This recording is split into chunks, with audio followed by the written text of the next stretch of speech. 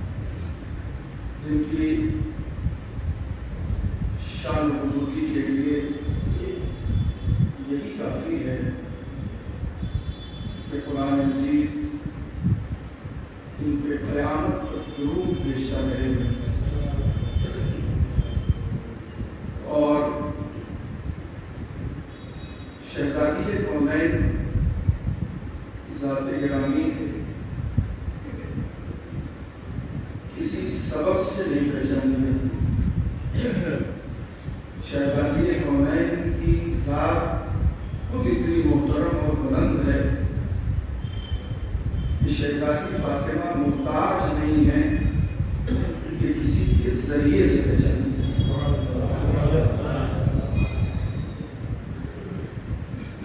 यहाँ के जितने लोग बैठे हुए हैं हम सब शहजादी के सत्ते में पहचाने लगते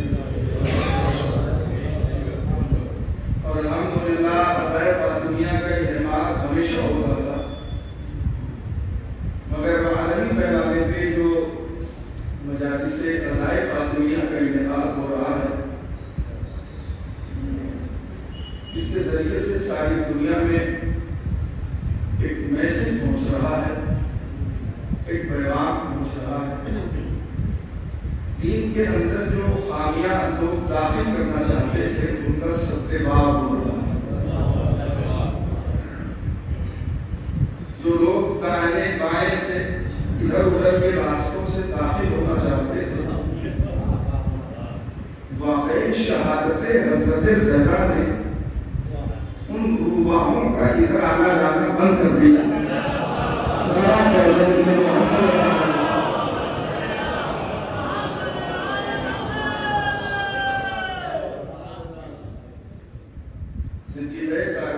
तर्जुमा कर दो, नहीं तो अक्सर मैं भूल जाता हूँ तर्जुमा करना। इस सूरे में शहजादी कौमैन को कौसर कहा गया है। क्या कहा गया है? कौसर। दो माना किए गए हैं कौसर के, एक कसरते नस्ल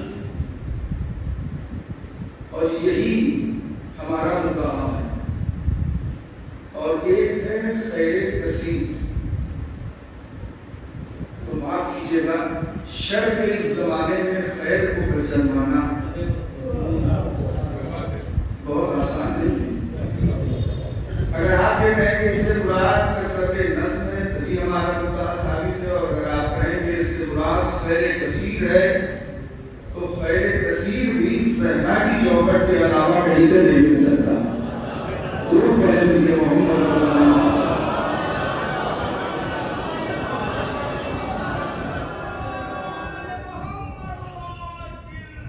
पैगंबर ने फरमाया कि मैं पहले आयत का तर्जुमा करूं। अल्लाह ने फरमाया कि ए मेरे पैगंबर, हमने तुम्हें कसरते नस्ल अता की। देखिए, हमें से बहुत से ऐसे अफराद होंगे जिनके यहाँ बहुत दिन तक औलाद नहीं हुई, फिर उन्होंने दुआएं मांगी खुदा की बारगाह में, और बाद में वो साहिब औलाद हुए। तो जब वो साहिब औलाद हुए तो उन्हें पता चला कि हाँ, अल्लाह ने हमारी दुआ कबूल कर ली। मगर जब पैगंबर को ताने दिए जाने लगे कि मुनक़तिउन नस्ल है, तो कसरते नस्ल के वजूद से पहले अल्लाह ने उन्हें बता दिया कि तुम्हें घबराने की जरूरत नहीं है, हमने तुम्हें कसरते नस्ल अता की। अब इसके बाद के मरहले मौजूद पहला शौकत भाई ने कर दिया है, अब उसको बताने की जरूरत नहीं है।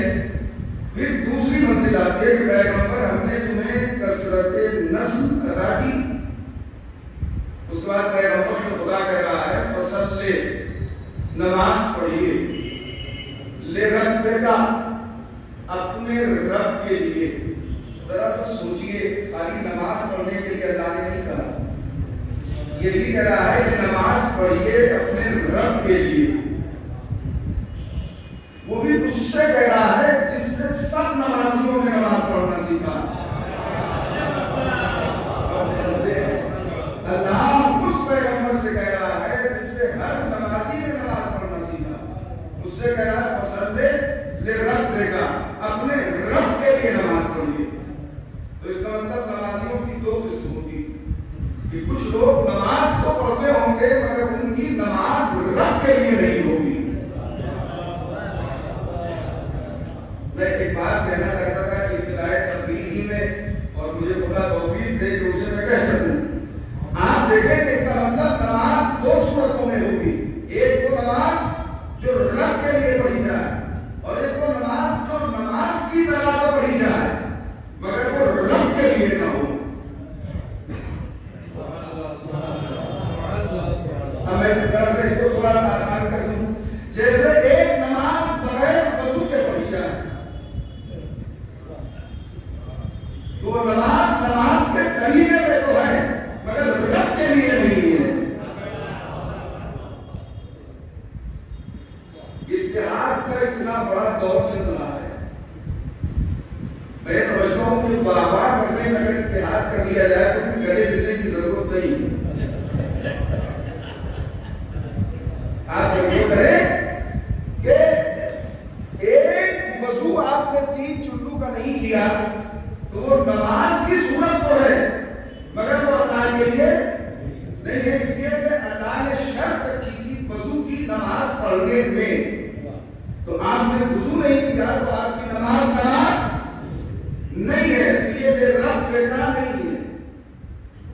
किसी को और कहने से पहले अपने भाई खुद को कह लो, ये दवा खुदा ना खास्ता में हराम की कमाई से लिया हूं।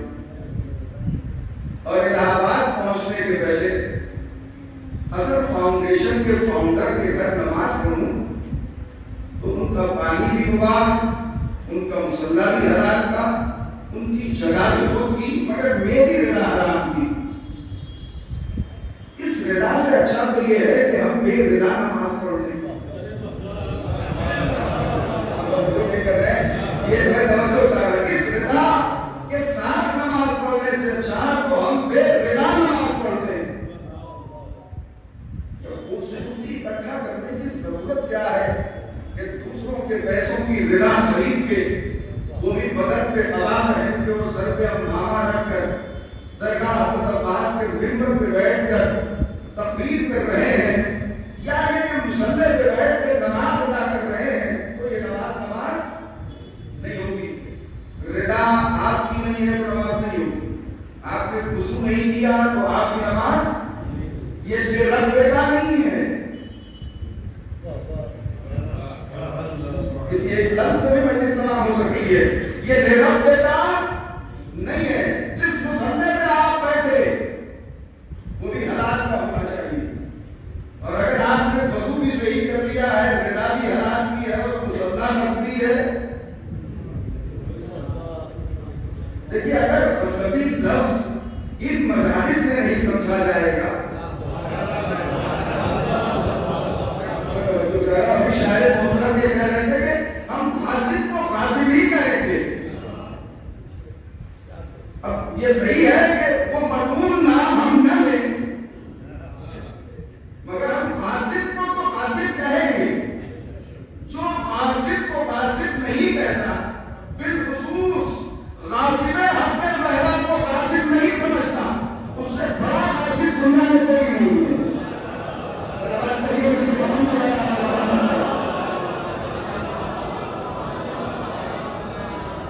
आप चाहे जितने बड़े आलिम हो, चाहे जितना आपके पास शऊर इल्म मौजूद हो, चाहे अक्ल के मामले में दुनिया का कोई आपके हाथ से मुकाबला न कर सकता हो, चाहे दुनिया के बड़े मदारिस को आपने तय किया हो, चाहे दुनिया के बड़े मनसब को आपने पा लिया हो, मगर जब बड़े अहले बैत पे आना तो अपनी औकात में रुका के जाना। ऐसा आप मेरे साथ हो रहा है तो मैं आगे बढ़ूं, अपनी तकरीर शुरू करूं। जब इस चौखट में आना तो औकात में आना, इसलिए कि यही से परख होती है कि इस दरवाजे पे कौन सलीके से आया, इस दरवाजे पे कौन एहतराम से आया। आए तो इस दरवाजे पे लुटेरे भी, मैं बात कर रहा हूं, आए तो इस दरवाजे पे लुटेरे भी, आए तो इस दरवाजे पे रहसन भी, आए तो इस दरवाजे पे गुनाहगार भी, आए तो इस दरवाजे पे कासिब भी, आए तो इस दरवाजे पे जालिम भी, मगर हमने का सलीका होना चाहिए। इस दरवाजे पे कुछ लोग सलीके से आए तो कोई सलमान बना, कोई मेहमान बना, कोई अबू ज़र बना, कोई अम्मार बना, किसी का नाम फिस्सा की तरह रोशन हुआ, कोई अस्मा बिन्ते उमैस बना। दुनिया के सबसे बड़े घर में रिश्ता दे के चले जाना बड़े होने की अलामत नहीं है। आप शायद अपने महल्ले के रिश्ते के बारे में सोचते हैं, रिश्ते की बात कर रहा हूं। रिश्ता लेके किसी बड़े घर में आ जाना बड़ा होने की अलामत नहीं है। खराब माहौल में रह के आसिया बनना। सलावत पढ़िए कि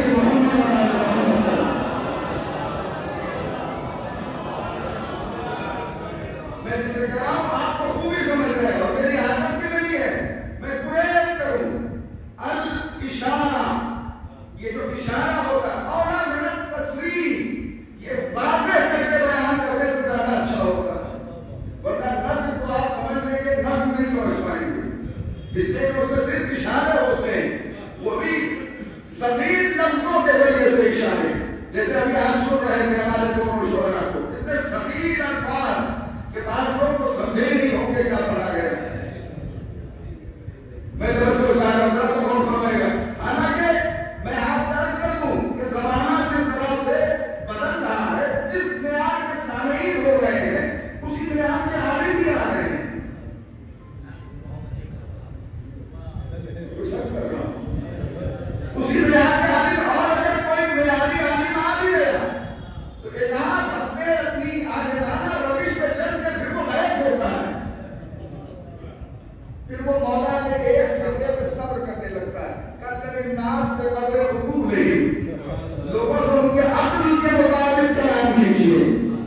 मैं आपसे एक बात बता रहा हूं, हमें चलना है दरे सहरा पर, जिसको हमारे असल फाउंडेशन के मुखिया ने मौजू दिया है कि जनाब सहरा हजरत फातिमा सहरा सलामुल्लाह अलैहा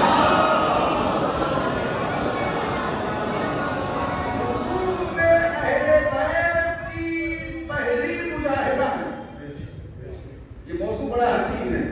अगर मैं पढ़ ले जाऊं, वरना उलमा के लिए बहुत आसान मौजू है। ये हुकूक अहले बैत की शहजादी फातिमा पहली मुजाहिदा है। बड़ी तवज्जो चाह रहा हूं, ये पहली मुजाहिदा, मैं तवज्जो चाह रहा हूं, ये पहली मुजाहिदा है हुकूक अहले बैत के दिफा में जो जिहाद किया है जनाब फातिमा ज़हरा ने। ये पहली बीवी है जिन्होंने हुकूक अहले बैत का दिफा किया। बाज़ लोगों को यह शुबा है कि जब हुकूक अहले बैत का इन्होंने दिफा किया तो अपना दिफा नहीं किया, यानी फिरक के मामले को दरबार में नहीं देखी। मैं तो चाह रहा हूं, तो शहजादी फातिमा अपना भी दिफा कर रही है, इसलिए कि फातिमा भी गैर अहले बैत नहीं है। मैं समझते जा रहा हूं, खुद जनाब फातिमा ज़हरा अहले बैत है। अमीरुल मोमिनीन हज़रत ज़हरा, इमाम हसन और इमाम हुसैन और औलाद इमाम हुसैन अलैहिस्सलाम के 9 इमाम, यही अहले बैत है। बाकी सब औलाद में है। सालात के दरमियान बैठ के एक खान साहब सैयद और गैर सैयद का फैसला करें। ये बहुत मुश्किल है। हसन अल्लाह साहब मेरे बुजुर्ग हैं, मैं उनके सामने कह रहा हूं कि हमें इसलिए कहने का हक है कि हमने स्याह को सफेद और सफेद को स्याह नहीं किया।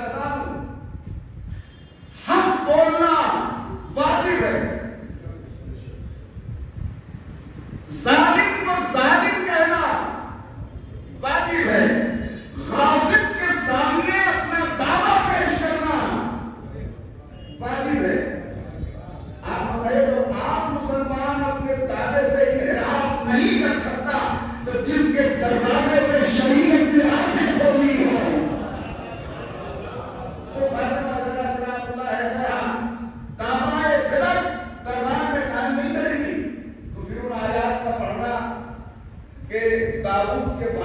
पैमान हुए, ये कहां से आया? ए फुला, तू अपने बाप का वारिस बने और मैं फातिमा अपने बाप की वारिस ना बनूं।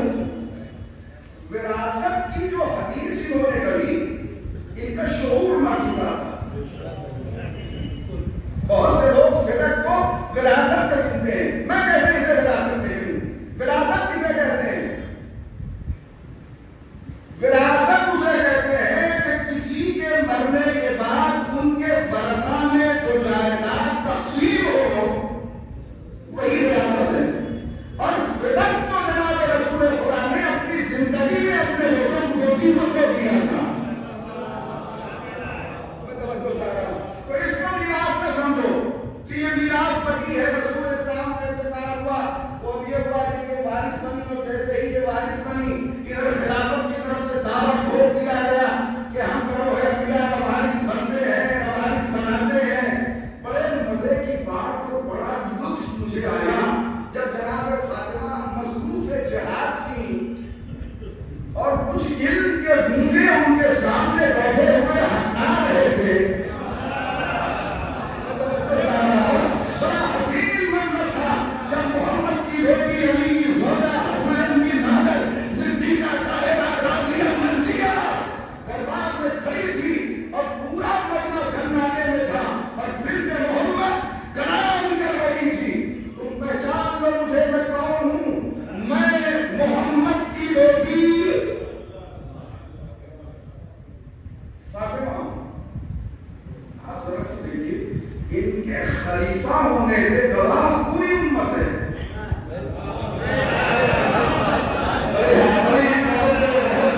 तकल्लुफ में आपने सुन लिया, पूरी उम्मत इनको खलीफा मान रही है। इसकी उम्मत, नबी की पूरी उम्मत। आप फैसला कीजिए, मगर नबी की बेटी कह रही है कि खिलाफत के हकदार रही है। आप खुद फैसला कीजिए कि वो किया गया।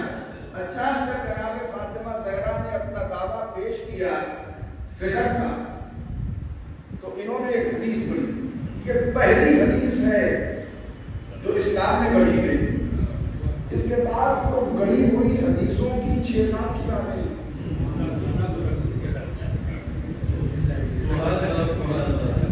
मुझे बहुत अफसोस होता है कि मैं दरियाबाजी पढ़ रहा हूं। ये पहली हदीस है इस्लाम में जो नबी के बाद गढ़ी गई, इसलिए कि कुरान से मुताबिक नहीं है। और हमारे हदीस की तारीफ ये है कि जो हदीस कुरान के मुताबिक हो उसे सीधे से लगा दो, और अगर कुरान के मुताबिक ना हो तो दीवार पे मार दो।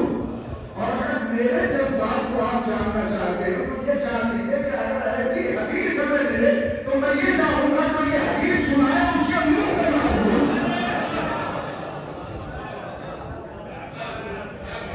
तो आपकी ये पहली हदीस जो पैगंबर की हयात के बाद कही गई। देखिए, हज़रत फातिमा ज़हरा जिहाद करने गई है, तो अब ये जिहाद अब जरूरी नहीं है कि नबी की बेटी ऊंट पे सवार हो और मैदान जंग में पहुंचे। सन्नाटे में सुनते हैं आप, मैं तो बोल रहा हूं, औरतों का जिहाद हो रहा है और मर्दों का जिहाद हो रहा है। ये कैसे समझेंगे फातिमा ज़हरा का जिहाद? इसलिए जनाब ज़हरा भी अगर सुर्ख रंग के ऊंट पे सवार होकर किसी मैदान में जाती और पूरा लश्कर लेके जाती तो समझ में आता कि हाँ, फातिमा ज़हरा जिहाद करने गई है। फातिमा ज़हरा अपने घर से निकलकर दरबार में जिहाद करने गई है। मैं तवज्जो चाह रहा हूं, और इत्तेफाक ये देखिए, उनसे जिहाद कर रही है नबी की बेटी जो नबी के साथ जिहाद में शरीक हुए थे। मुझे ताज्जुब है अपने ऊपर कि मैं इस बात को आप तक पहुंचा नहीं पाया। आज जिहाद की शक्ल बदल गई।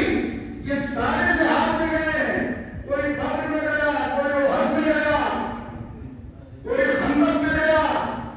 अब तो मुस्कुरा दो, कोई खैबर में गया। अब भी नहीं हंसी आई हो, देख रहा हो, कोई जमल में गया। गए ना सर जिहाद करने। ये जिहादी टोला है।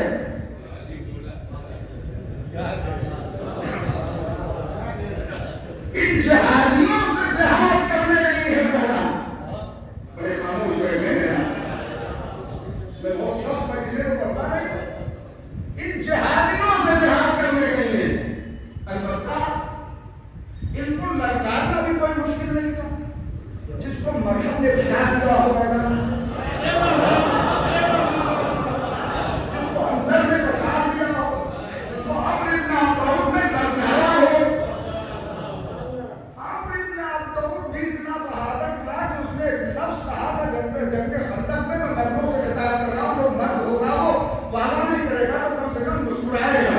उसने कहा क्या मोहम्मद तुम्हारे लश्कर में कोई मर्द नहीं है?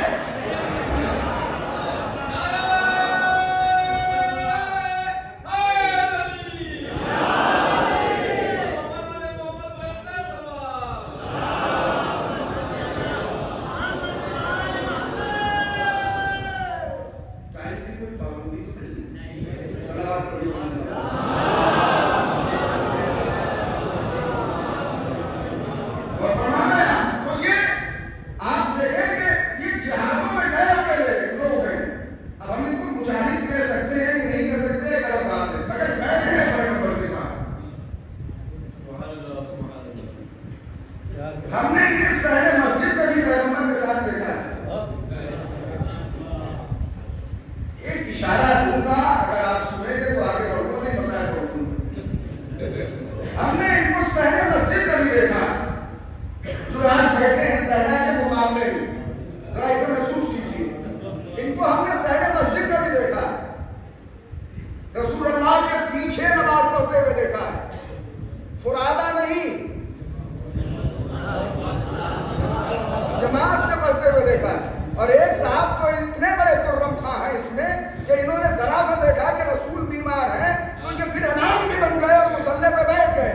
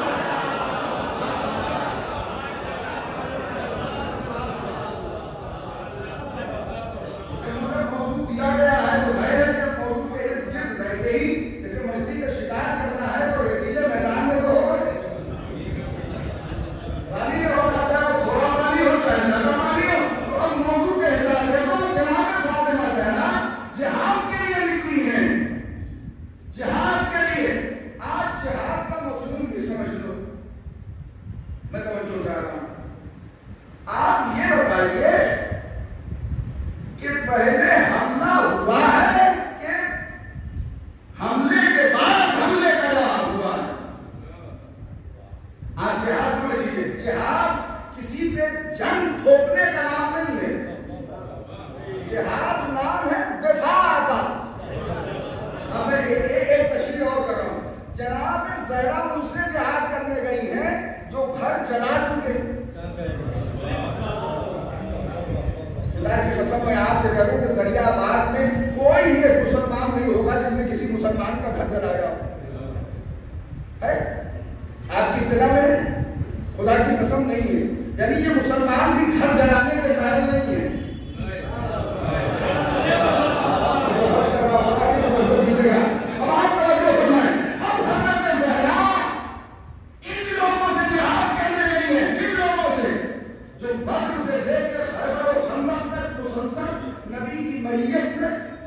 जब तक कोई मुकाबले ना आए सीना छोड़ा करके आगे बढ़ रहे थे।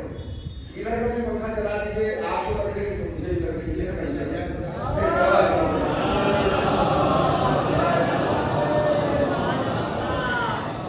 तो मैं गुजारिश करूंगा, बाहर लोग बहुत बेकरारी से अंदर आने का इंतजार कर रहे हैं और इश्क में आदमी आगे ही होगा। थोड़ा सा सलाम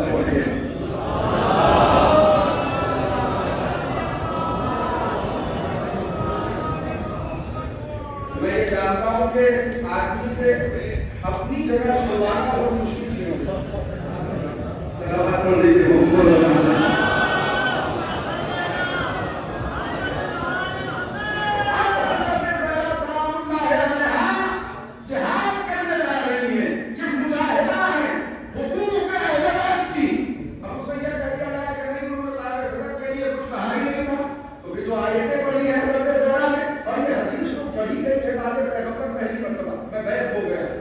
एक ही मौसम में बात तमाम हो जाती। ये कढ़ी नहीं है, पहली मरतबा।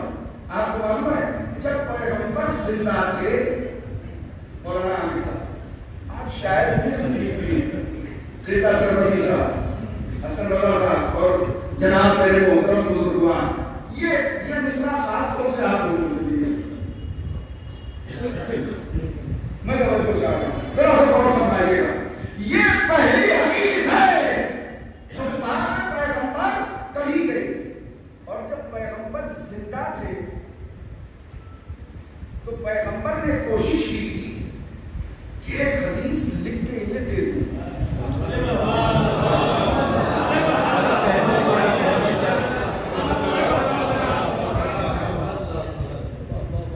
सब जिहाद नहीं कर पाते, मजलिस में वाह करना भी एक जिहाद है, और किसी कमजोर साकिब को 1 घंटा सुनना भी बहुत बड़ा जिहाद है। मैं अब आप देखिएगा, पैगंबर कह रहे हैं लाओ कागज कलम ताबा लाओ, मैं लिख दूं तुम्हारे लिए एक नविश्ता, ताकि तुम कयामत तक गुमराह। मैं कसम खा के कह रहा हूं कि अगर पैगंबर नविश्ता लिख देते तो फिर पैगंबर के बाद हदीस गढ़ने की नौबत में आती।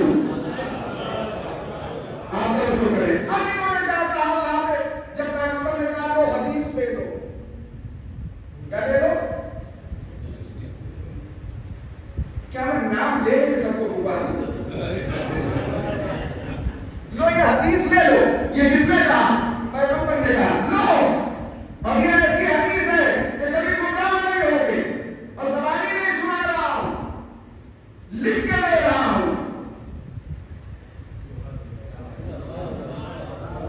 कहां पर गए थे काफिर वही?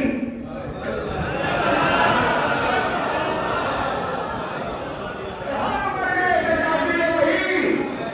अरे भैया तो मैं वही कह रहा हूं, वही है, मतलब है ना। कहां गए काफिर वही? पैगंबर कह लो कलम कागज गवाह, मैं लिख दूं ऐसा नविश्ता कि तुम मेरे बाद कयामत तक गुमराह न होगे। हमें भी मालूम है कि सुन्नत का कितना बड़ा रुतबा है।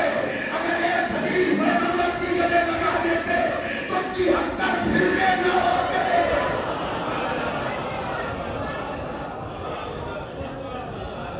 बहुत सी चीजें माने हैं, मैं बोल नहीं पा रहा हूं, और जरूरत भी नहीं है उस चीज, नहीं तो मेरे ऊपर भी सत्ता लग जाएगा। मैं तवज्जो चाह रहा हूं, माने हैं तो ये हदीस कही गई। हदीस करने से पहले पैगंबर एक हदीस दे रहे हैं, लो गिफ्ट के तौर पर, सबसे उम्दा हदीस। ऐसी हदीस के लड़खड़ाओगे नहीं, ऐसी हदीस के गुमराह नहीं होगे, ऐसी हदीस कि तुम्हें अंधेरे में रहने नहीं देगी, हक वालों को हक दिलाएगी, सच्चों को गले लगाएगी, झूठों को उससे दूर करेगी। जो सादिक है, मैं तवज्जो चाह रहा हूं, या जो सिद्दीक है, उन्हें सादिकों सिद्दीक कहेगी।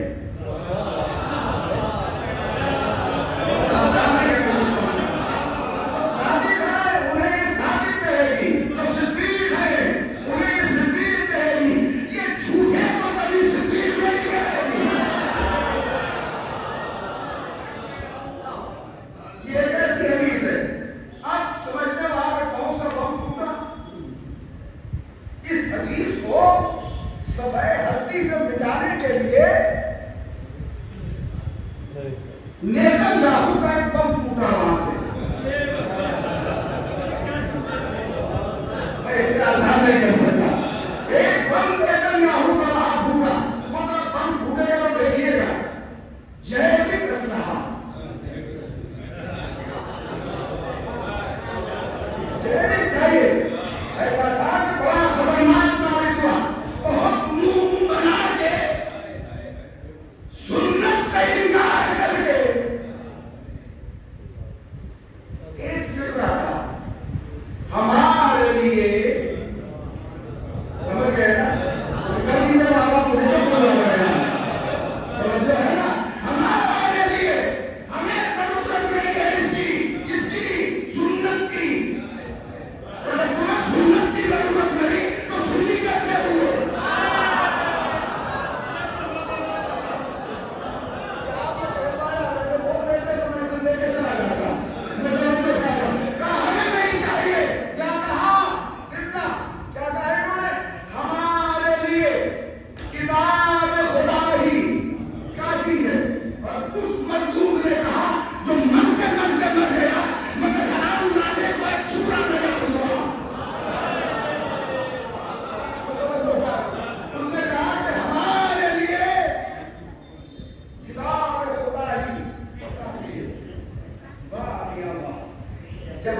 पढ़ते हैं तो कहते हैं कुरान से समझा।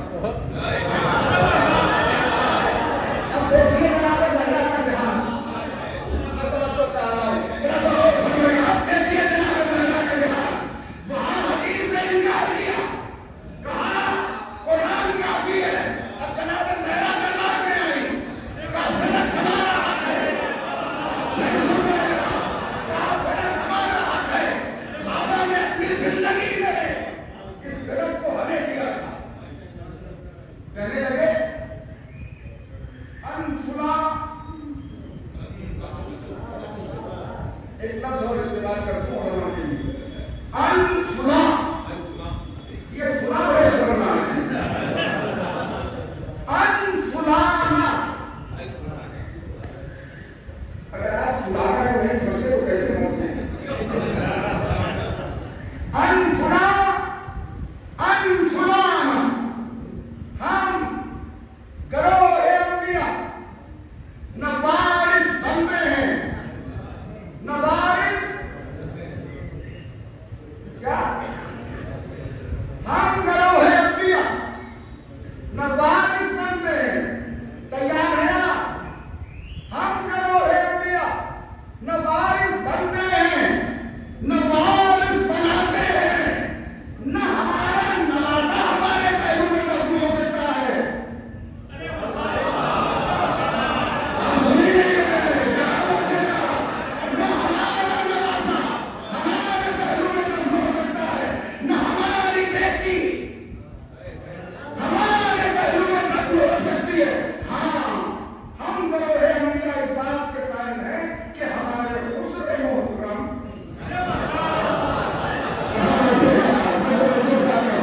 तारीफ में निगाह होगी तो तरफ जरूर होगी। हमारे खुसरे मोहतरम हमारे पहलू में कब हो सकते हैं? इत्तेहाद सहरा।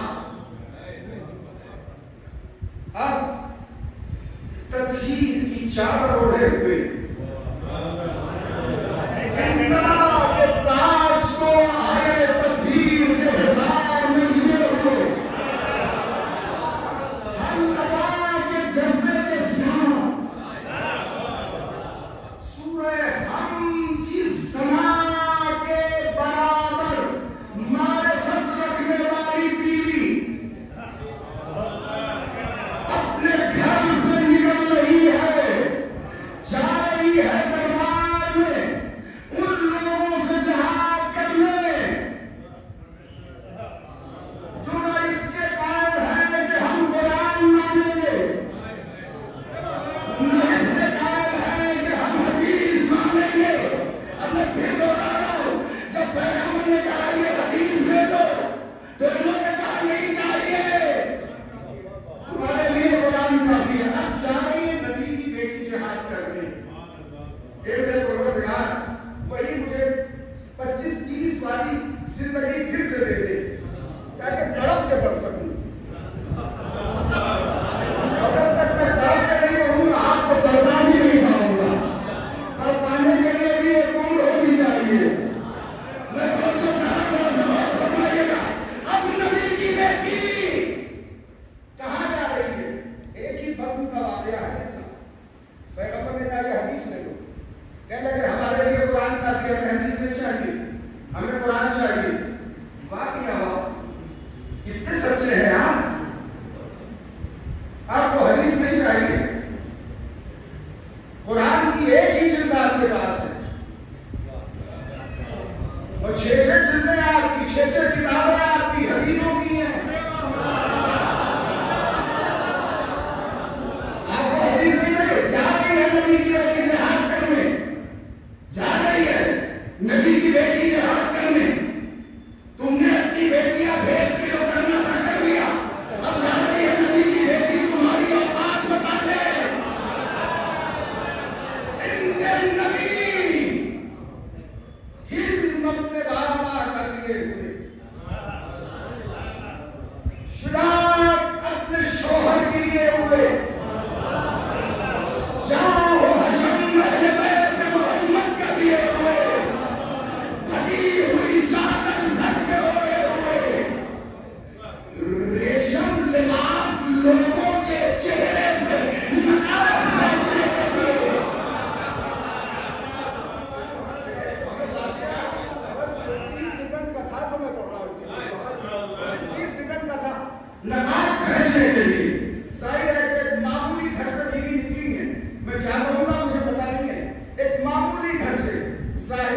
से कह रहा हूं,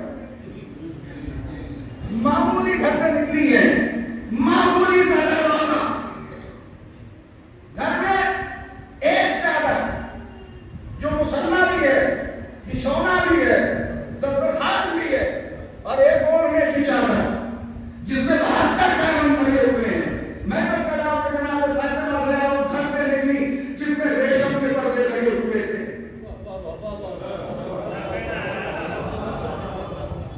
मैं तो बच्चों चाह रहा हूं, बिल्कुल नहीं लगे थे। एक टूटे फूटे मकान से नबी की यकीन की है, महलों में रहने वालों को उनकी औकात बताने जा रही है।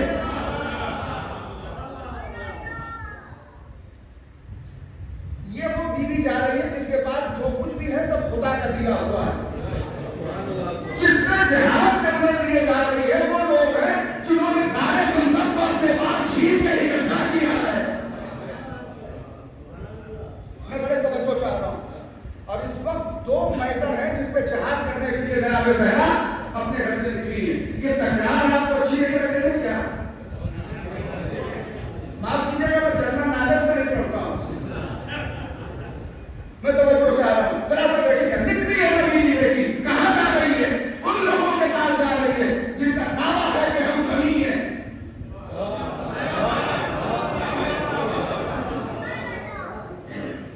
जब गनी हो तो लज्जाई हुई नजरों से किसी का बात क्यों देख रहे हो? अरे आप मेरे एक लफ्ज़ से तवज्जो करें, मैंने माना कि तुम नबी हो तो गनी की तरह हो। एक ने कहा मैं फारूक हूं, मैंने कहा माना भी पता है तो हमको वाकई में फारूक भी बताओ। ये बातें जगत के साथ किसका है? एक ने कहा मैं सिद्दीक हूं, तो मैंने कहा मुबाहरे की सिद्दीका की खातिर करो। लेकिन ये बीवी जा रही है, बस ये मैं खत्म कर रहा हूं, जल्दी से काम कर लो, अपने ज़्यादा मुजाहिद मिल के सवाल पढ़ लीजिए।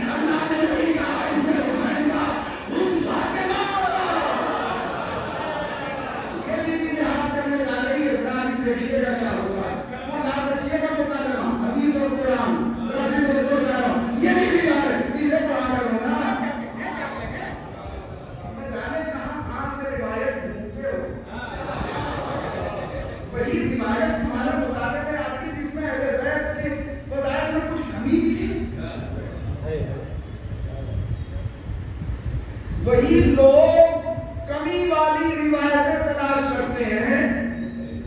मुझसे न कहना ये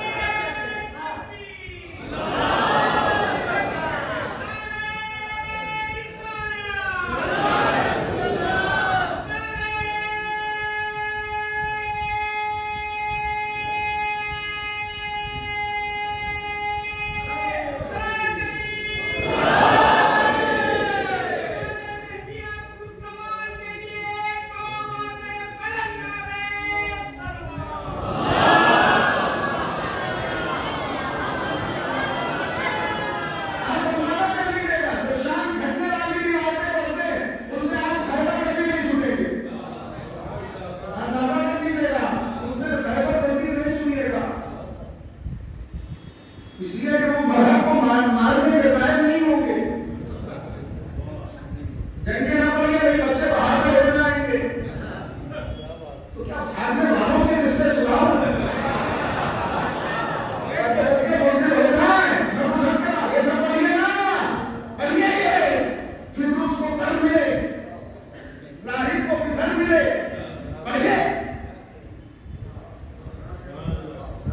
चंद टुकड़े रोटियों में इन्होंने जन्नत खरीद ली। ये पढ़िए, ये भी पढ़ लीजिए कि फातिमा के माने आतिश जहन्नम से बचाने वाली। ये पढ़ने की क्या जरूरत है कि इबादत इसलिए करती थी कि जहन्नम से बची रहे, वो बचने नहीं आई है।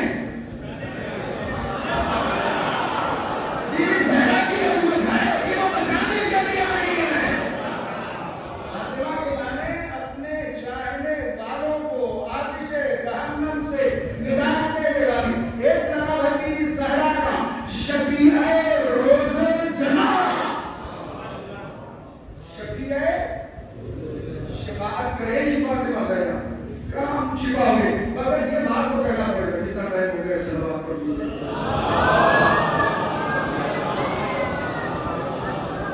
बस तो मैं खत्म कर रहा हूं। मैं बताना चाह रहा हूं शफीए रोज़े जज़ा है की खातून जन्नत सैयदतुल निसाइल आलमीन। सादात की बेटियां उस वक्त सैयद होती हैं जब उनका बाप सैयद हो।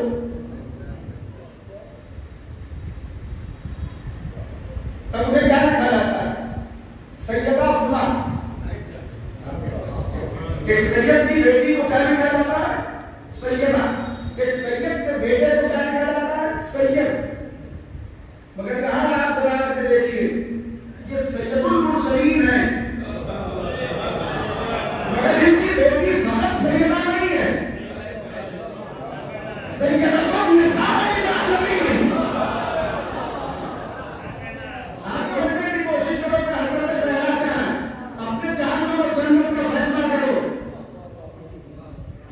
कौन बीवी है ये? इनके दोनों शहजादे हैं जो जवानात जन्नत के सरदार हैं, और इनका शौहर है जो वसीम नार मंजना है। इसे पढ़ो ना,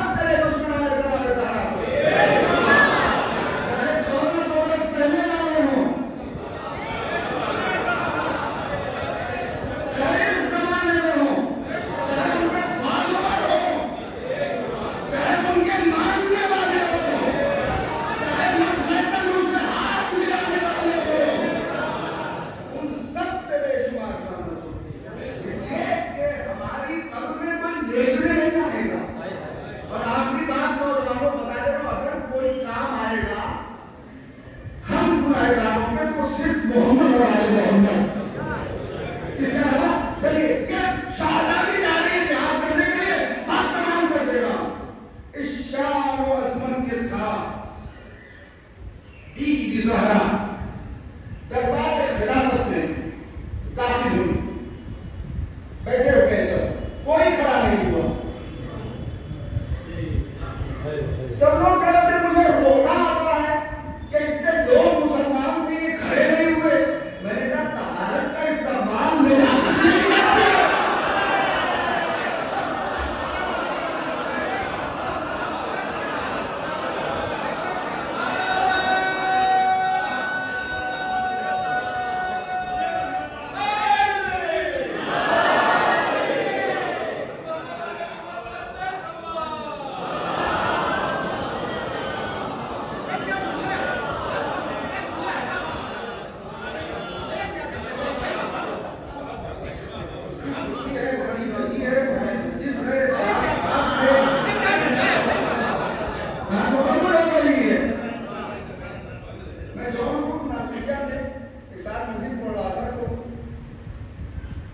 एक दिन रात की दूसरी मजलिस हमारी थी और पहली मजलिस मौलाना कामराज साहब हैदराबाद की थी। तो आयत तफसीर में वो बोल रहे थे, तो उन्होंने कहा कि फातिमा में भी 2 3 4 5 कितने हम हैं? अब यहाँ मुझे जौनपुर के एक ही मोमिन का दीदार हो रहा है, मगर आपको बताने से पहले बता दूं कि वहां लोग घुटनों पे खड़े होकर बाबा कर रहे थे, पंचों पे नहीं। आप ऐसा न कीजिए, घुटनों तक ठीक है, मगर पंचों पे खड़े होकर बाबा नहीं कीजिए।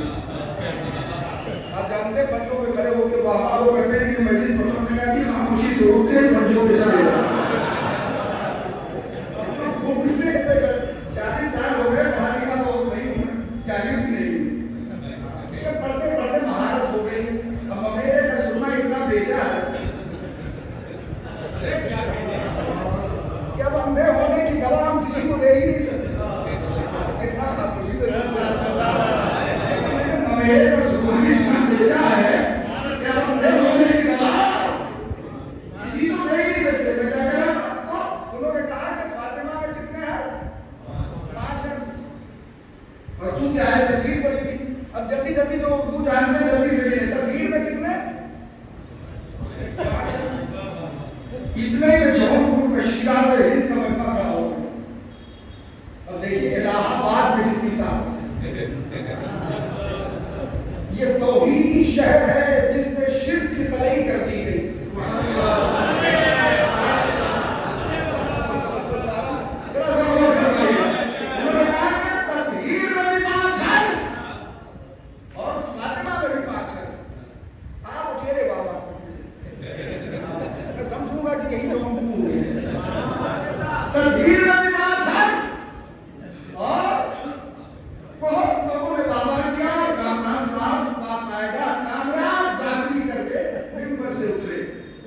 अब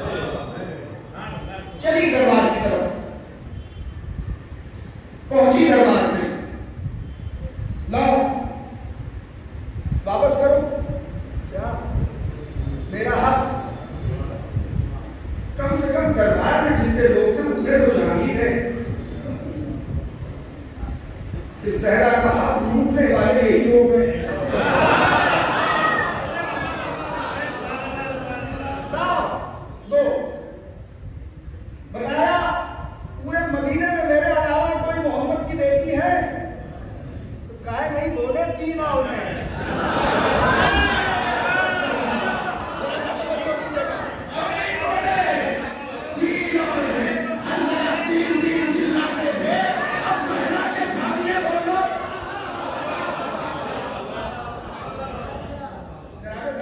मेरे अलावा मदीने में कोई मोहम्मद की बेटी है, मैं उस फातिमा को पहचानता है, पहचाने नहीं पहचानता, पहचानूंगा। मेरे अलावा कौन है? यहाँ अली का था, अली के अलावा मंसूस बनता हैरान कोई नहीं।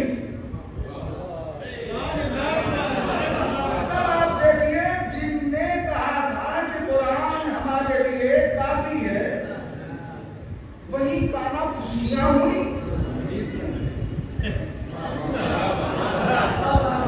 और माहिर हदीस करने वालों ने उतनी ही देर में एक विलायत हदीस की तौहीद फरमा दी। इतनी जल्दी विलायत हुई कि मैं तो आज तक हैरान हूं।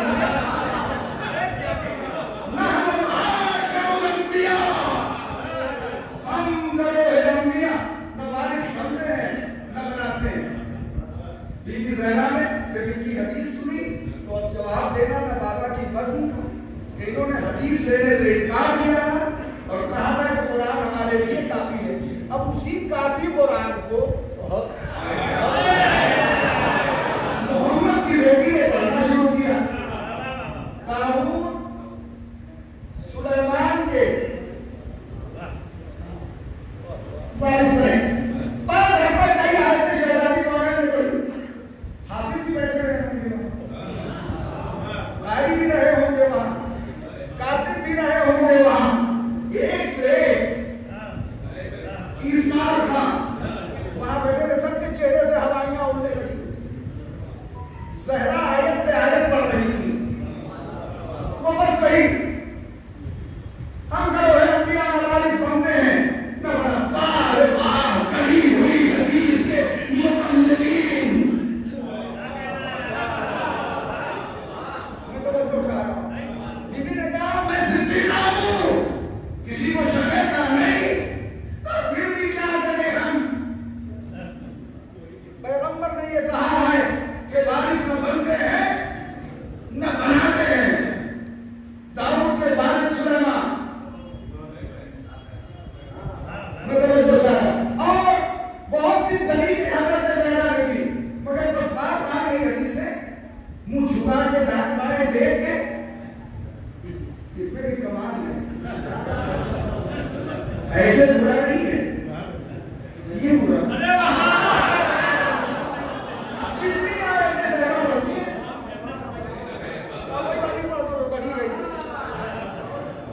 वही वाली पढ़ दो। पढ़ना शुरू किया। हम करो अंबिया न वारिस बनते। अब ललचारा है जनाब ज़हरा ने, सुनेगा इनको, ए फुलान और फुलान के बेटे, तू अपने बाप का वारिस बने। ये है जनाब ज़हरा। और मैं अपने बाप की वारिस न बनूं। दरबार में थोड़ी देर के लिए सन्नाटा छा गया। मोहम्मद की बेटी ने अपना हक दरबार में साबित कर दिया। जुल्म अब गुंजाइश नहीं है। इतने मजालिम के बाद भी हिम्मत नहीं हारी। जनाब ज़हरा ने विलायत को बचाने में खुद को कुर्बान कर दिया। ऐसे नहीं बोलते। जनाब अमीरुल मोमिनीन के लिए एक रिवायत मिलती है कि जब हज़रत ज़हरा का जिक्र आता था तो चीख के वो कहते थे। मैं अपने बुजुर्गों से हाथ जोड़ के अर्ज कर रहा हूं, मैं दिलों में ऐसा किया कीजिए ताकि आपके पहलू में बैठा हुआ आपका नौजवान बच्चा ये आजादी में सही आपसे चीख के होते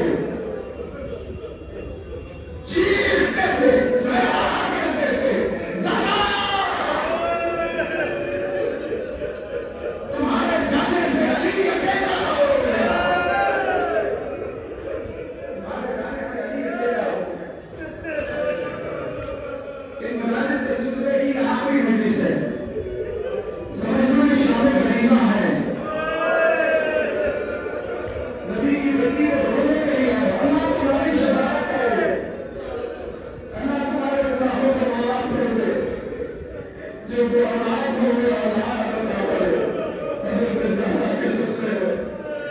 जो गरीब है उनकी गुर्बत को दूर करके, जो परेशान है उनकी परेशानी को दूर करके, इस मजलिस में जो साहिब हालत है उनकी हालत तबाह करके, बाकी ये मजलिस जिस एतबार से भी परेशान हो उनकी परेशानियों को दूर करके, ए अल्लाह अगर हमें ज़हरा के एतबार से बोलने का सलीका अता कर दे।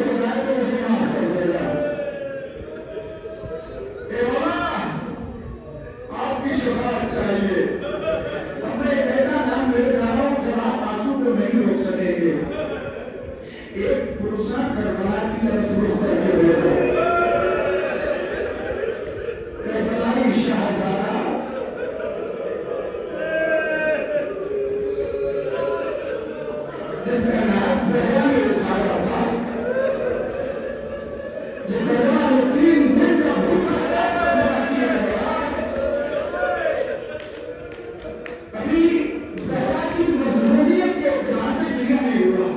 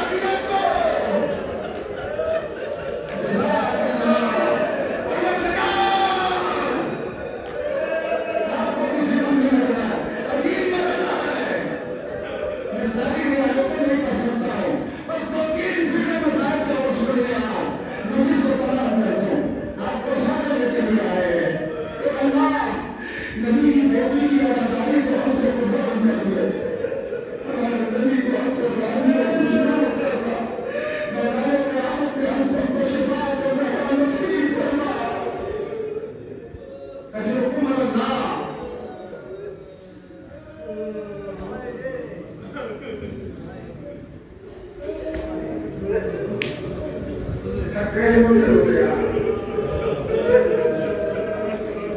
मगर सहरा के घर से लोगों की सलाम मुसलसल वाले भरपूर है। कभी जनाब हसन, कभी जनाब हुसैन, कभी हजरत ज़ैनब और कभी हजरत उम्मे कुलसूम और मौला अली कैसे लोग हैं ये बताऊं आपको। एक हाथ से बेटों को संभालो, दूसरे हाथ से बेटियों को संभालो, बीच में देखो अली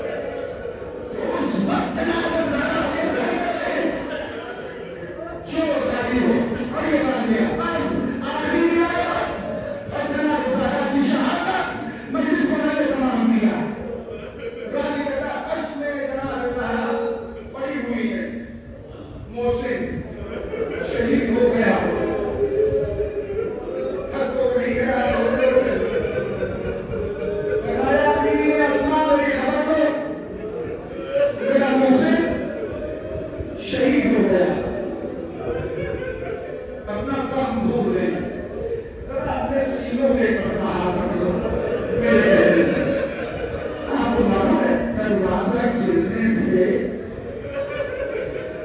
औलाद सहरा की 4 पसलियां